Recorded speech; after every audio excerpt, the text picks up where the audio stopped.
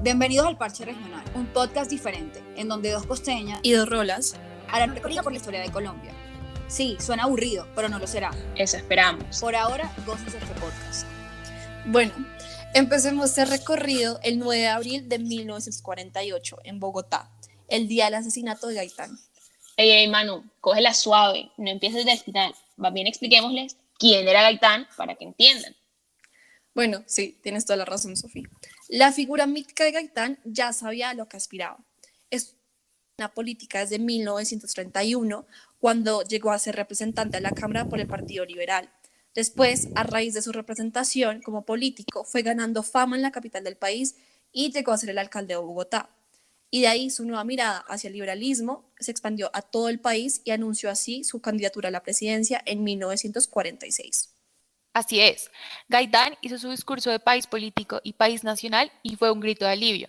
Era un liberal distinto. El pueblo lo veía como un salvador en medio de la guerra bipartidista, que luchaba por la restauración moral y democrática del Estado y que de alguna manera dejaba de lado los partidos políticos. Su influencia y relevancia iba aumentando cada vez más, y su poder sobre el pueblo se veía evidenciado en cada uno de sus discursos. Sí, por esto, el 9 de abril de 1948, cuando Gaitán fue asesinado, se armó en Colombia una de las mayores revueltas vistas hasta ese momento. A raíz de esto, se hizo fuerte el papel de la muchedumbre, queriendo arrasar con todo, para construir algo nuevo, volviéndose una sola cosa, desprendiéndose de sus partidos, olvidaban de qué partido venían y buscaban acabar con la vida individual y colectiva de tal modo que el orden social no sobreviviera a la muerte de su jefe. El asesinato de Gaitán los llenó de poder y furia. Ahora que ya entendemos un poco más sobre Gaitán, vamos a hacer un salto en el tiempo a la época de Galán, porque al final no son lo mismo y a pesar de esto resultan no ser tan diferentes y ya verán por qué. Miren, 41 años, 4 meses y 9 días, que estoy segura que ese dato no lo sabían, son los que separan los dos acontecimientos que mancharon con sangre la historia de los candidatos presidenciales en Colombia. Ok, Sofía, muy Gabriel García Márquez de tu parte. Continúa. Bueno, sí. El 18 de agosto de 1989, Galán fue asesinado, justo antes de dar un discurso en medio de su candidatura presidencial.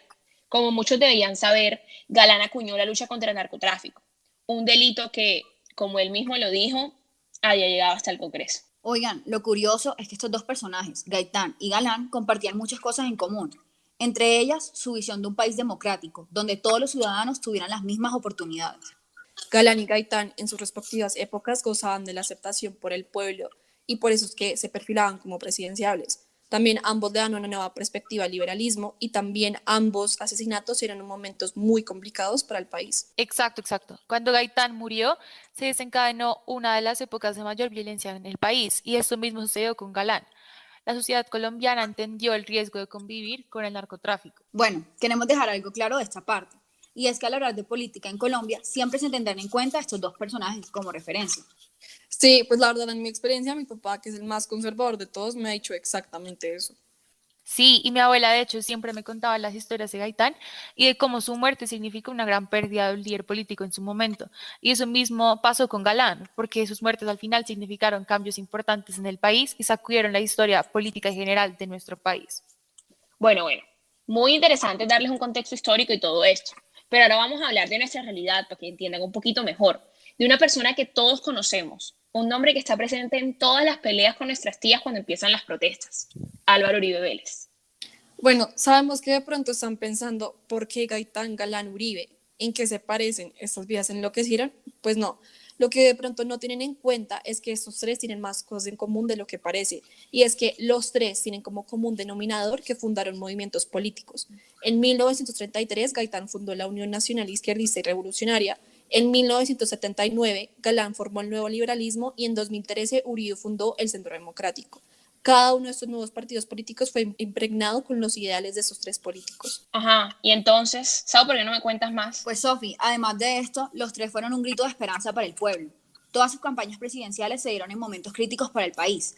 Por ejemplo, la de Gaitán en la época de la violencia bipartidista, la de Galán en el auge del narcotráfico en el país y la de Uribe en el peor momento del conflicto armado en Colombia. Otra cosa en común que tienen los tres, Sofi, es que reunieron líderes de diferentes áreas, como artistas, líderes sociales, abogados o periodistas, con el propósito de hacer de frente a medidas de cierta manera injustas. Oigan, y yo también creo que es importante mencionar con lo que está diciendo Majo, que es que el poder era de sus ideas y de su discurso. El pueblo creía en el personaje, más no en el partido político. Exacto, eso es verdad. Creo que todos tenemos claro que aunque Uribe ya no es el presidente y salió de su cargo hace más de 10 años, su figura sigue estando presente en los últimos momentos importantes de nuestra historia política. Sí, en primer lugar, Uribe ha posicionado a todos los presidentes, Santos y Duque, desde que salió de su mandato.